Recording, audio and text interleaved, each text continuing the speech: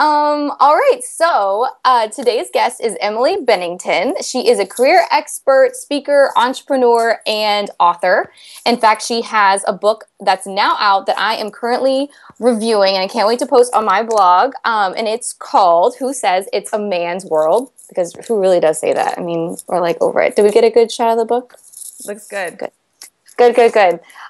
So what we're going to do is we're going to hit these fast fire questions. I've got 10 for you, Emily, and you're just going to answer as quickly as possible, and we'll find out a lot about you. All right, bring it on. Okay, let's go. So first question is, moving for a boy, recommend it or end it? Well, I know why you're asking me that question, Megan. Yes. I actually had the opposite situation. I did not move for a boy. So I was planning to move to New York City, had everything lined out, had an apartment and had roommates, had everything. And then met a guy. And it was honestly one of the most excruciating, painful decisions that I've ever had to make in my whole life. But I ended up choosing the guy. And that boyfriend later became my husband, later became the father of our two boys. And so we got married 10 years ago, actually 10 years ago in March. So let's get a round of applause. 10 years? That's huge. Congratulations. Yeah. Thank you so much. So it worked out, but I definitely don't want to recommend that as a strategy for everyone. And, you know, for anyone who is in this situation and trying to evaluate what to do, one of the things that I recommend is that you really ask yourself whether the person that you're with makes you feel like the best version of you. Because if you're with somebody who doesn't make you feel like the best version of you, then you are with the wrong person, my dear, and it is not worth a move. Right, exactly. Especially when, you know, your career is going really well, so it's really difficult to choose like matter of the mind or matter of the heart, and so that's really good advice and a good rule of thumb for women listening. Okay, so the next question is type of technology you don't know what you do without. I don't know what I would do without the internet. And as we were talking about earlier, I am old enough to know what it's like to work without it. And I still don't believe that. You look great. I mean, there's no way. There's really just no way. Well, I mean, I had internet in college, but at the same time, like I know in high school and whatnot, I didn't have it, and I can't figure out whether that's a good thing or a bad thing. You're right. It could be a great thing. I'm sure things were a lot, you know, I don't know. I feel like there's probably a little bit more work-life balance back then than it is now, because you're always expected to be on, right? For sure. But yeah, I keep thinking about like how cool it would have been to have check-in in high school, you know, because I don't know, I can't figure out if that would be a good thing or a bad thing, because like if the dude that you're crushing on checks in somewhere, what are you going to do? You're going to like put on your face and go. Totally going. Like a stalker.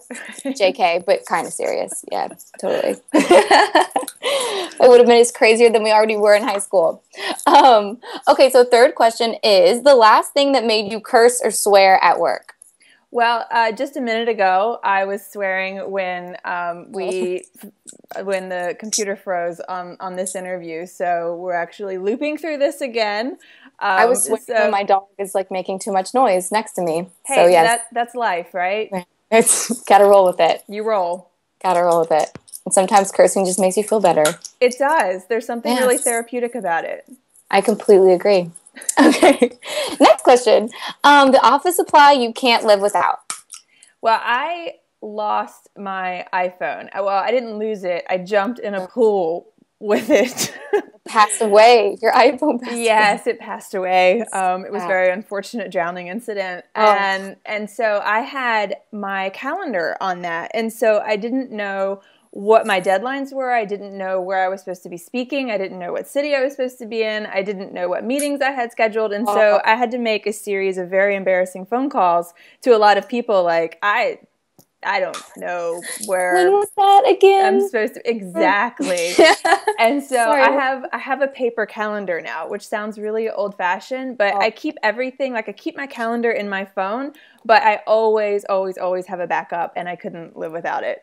That's really, really smart. Okay, for everyone listening, I'm going to take her advice, and I think you should too. That's super smart. That is a lesson that you only learn once. You know Oh, what yeah. I mean? Oh, yeah. It's like that time I wrote an entire paper in college, right? Like the night before. And then I realized that I did not, it was like in an attachment and I didn't save as beforehand. Oh, so the whole no. thing went away. You know, it's like that lesson you learned and you'll never, ever do it again. Yeah, painful. I feel you. Okay, so the next question, I was going to ask you what your favorite Bravo celebrity is, or I should say, like, which Real Housewife is your favorite and why, but I found out that you're a huge Girls fan, an HBO Girls fan. So which one of those characters is your favorite and why? Hannah, we were just talking about this. I am just so impressed, not with the character, but the woman behind the character, you know, Right. the Lena Dunham.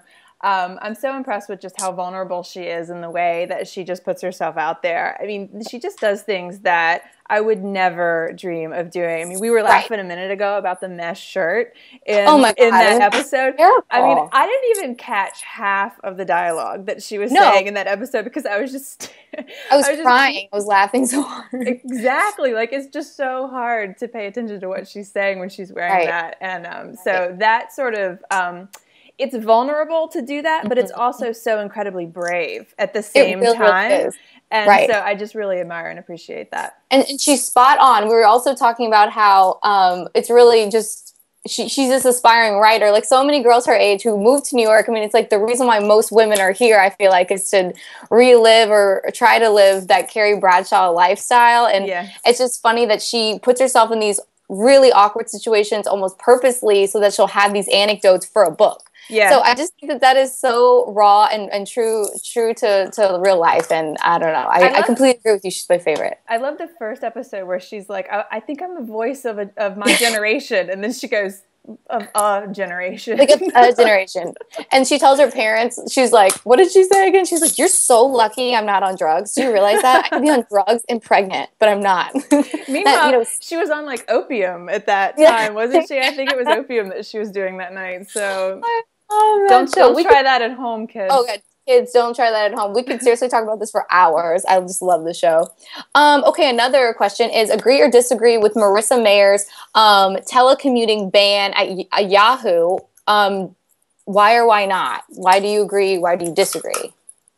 Well, I agree with the fact that there is something really serendipitous about working in a shared location. So you do actually bump into people in the hallways and you start talking about things that you wouldn't have called them about, but because you're face to face, you end up speaking about it, and sometimes that can enhance your project. So, I mean, I get it.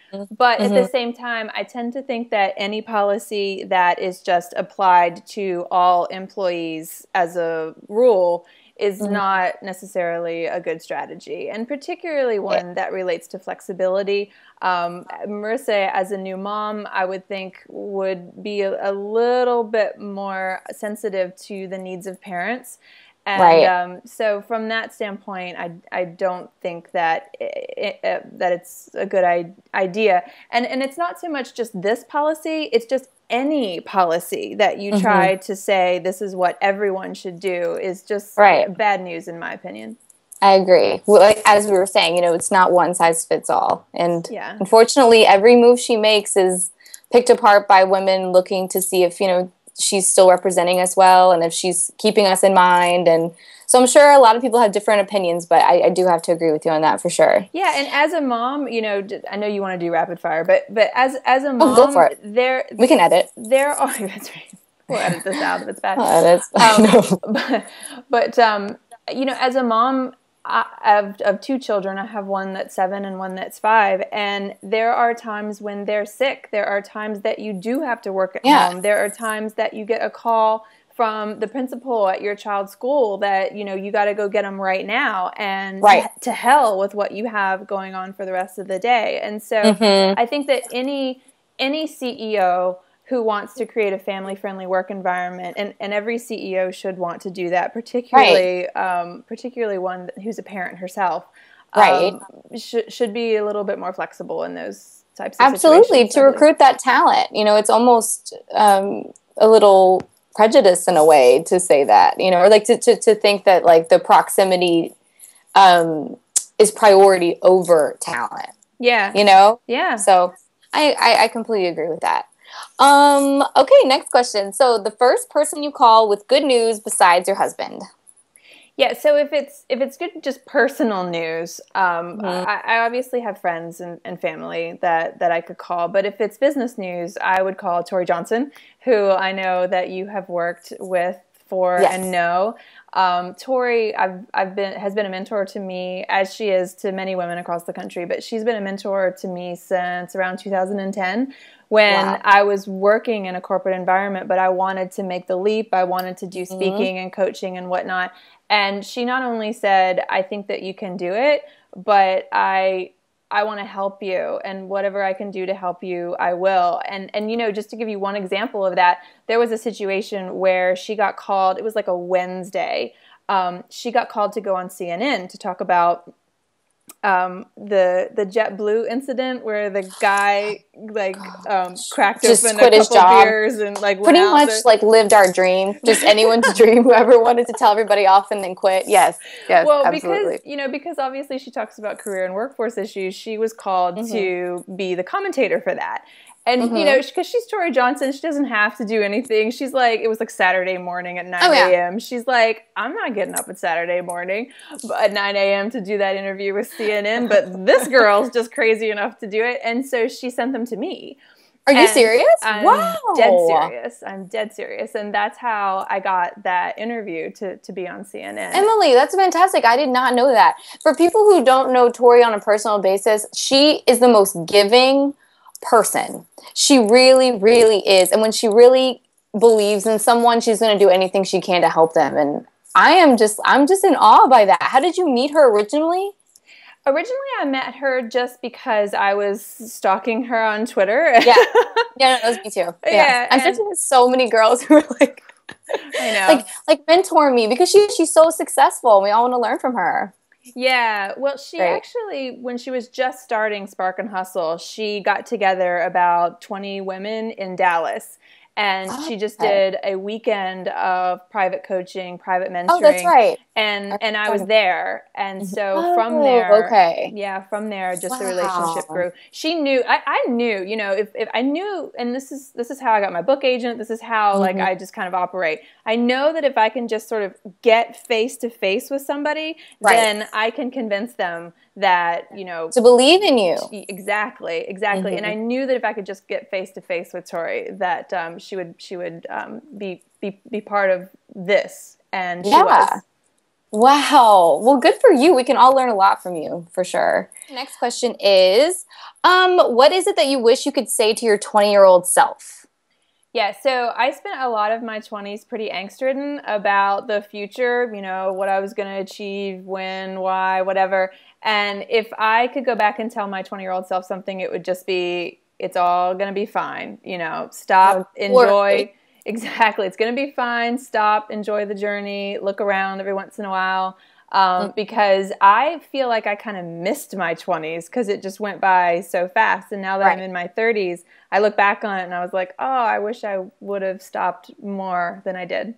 No, it's true. I think a lot of the time when we're in our 20s or like our early 20s especially, we're always worried about we're going to miss that opportunity and when are things going to start happening. And it's like you have to just stop planning. If there's one thing I've learned is like if you want to make, you know, fate laugh in your face, that's, you know, tell it your plan. And totally. And that is such a good point, Megan, because that's how I spent my 20s. I spent my 20s looking for the path. And I wish that somebody would have just said to me, fuck it, you're already on the path, right? Right. And you're on it. You have no control in a lot of ways. All you can do is your best and look for those opportunities, and that's it. That's all you can do. And even in those situations, nothing's guaranteed, so you just as soon have fun. Just as soon have fun. Stay focused and have fun. You're already on the path. Don't look for it. That's what I Right, you're already on it. Okay, so we can be those people. We can tell them, you're already on it, so don't... You're on it. Okay, This is my favorite one. Top 3 songs on your countdown to EOD playlist. And for those of you who don't know, EOD is like end of day. So you're chugging along. You only got a few hours left until you got to make it to, I don't know, family dinner. But you've got some big deadlines. So what are those top 3 songs? Okay, so if I need something that is just sort of heart pumping, got to get it done type stuff, I go to a song called Insomnia by Faithless. It's just a total like hardcore techno song. Love it. There's also one called Higher State of Consciousness that's technical. That's really good as well. If I am writing or kind of in a groove, then I go for something a little bit more jazzy. There is a great Miles Davis album called Kinda Blue, which is awesome. And there's one of my favorite songs by George Michael is called Cowboys and Angels. And so I'll listen to that when I'm kind of in like a writing thing. Can't go wrong People are on iTunes like right now downloading those songs as it speaks. You can't go wrong with Enya when you're writing either. Right. I've discovered, but if I just want to be distracted, I always listen to Beyonce. Oh, right. And we talked about her halftime show and how freaking fabulous she is. Amazing. Or I like my guilty pleasure. Like I love listening to Destiny's Child. You can totally judge me. Like all those old songs, Bugaboo. I was going to say, Bugaboo's a good song. Bugaboo's such a great song. And I'm sorry, but listen to it now because they talk about things that don't exist, like pagers and like MCI. And I mean, it's just so great. It's just great. Well, she talks about pagers and Crazy in Love. So she does. You're right about that. I'm like, really? Beyonce. I don't think Jay's paging her in 2002. No, exactly. That's so funny. Okay, so the last question is the office wardrobe piece you think every entrepreneur should own and why? You know what? I'm a big fan of conversation pieces. So I collect vintage jewelry from the 40s and 50s, and it's all costume. It's, I get it at antique sales and whatnot. But never fails. Every time I wear it, somebody comments on it. And it just gives them an opening to say something to you, which leads into deeper conversations. So I just really think that that's really smart. Yeah, any kind of conversation piece that you can have on your outfit, I definitely recommend. I love chunky rings. There you go. Yeah. See, if I were in New York right now, I would totally be holding your hand like, tell me about this. Where did you get this? Yeah, thank you. Thank you. I always like to make up a story to make it sound way cooler than like Forever 21. You're like, I was volunteering and abroad. I found it randomly on cobblestone in Paris. So, yeah. Forever 21. But yeah, that's a really good point. Yeah. Well, Emily, I just want to thank you so much for being on the show. We're so happy to have you. And you can pick up Emily's book. You can go straight to her site, emilybennington.com, or you can pick it up on amazon.com or Barnes & Noble. And cheers, everyone, to a great evening. Oh, wait, I have my glass, too. Yeah, cheers. Cheers. Cheers. Thank you, Emily. Thank you, Megan.